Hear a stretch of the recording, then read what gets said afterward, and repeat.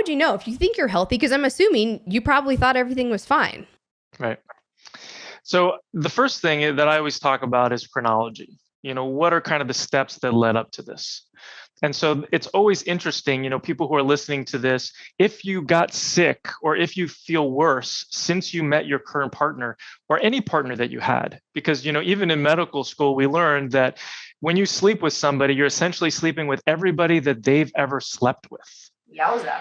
And yeah, and what we're talking about is kissing, which is basically the same thing, because Yeah. what you're able to transmit we're talking about infections, which could be viral, they could be bacterial, they could be yeast, they could be spirochetes, which are like bacteria that are shaped as spirals, they could be parasites.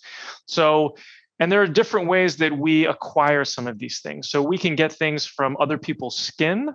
Oftentimes there's something called fecal oral, which is somebody wipes their bottom and then they touch you, or they touch something, or they touch themselves and you touch you. It's not nice to think about, but that's kind of how some things go. If you have a skin infection, that can be transmitted. Anything that you're breathing out, so through your breath, if you're breathing on somebody, this is 6 feet apart sort of thing that's happened with the pandemic virus.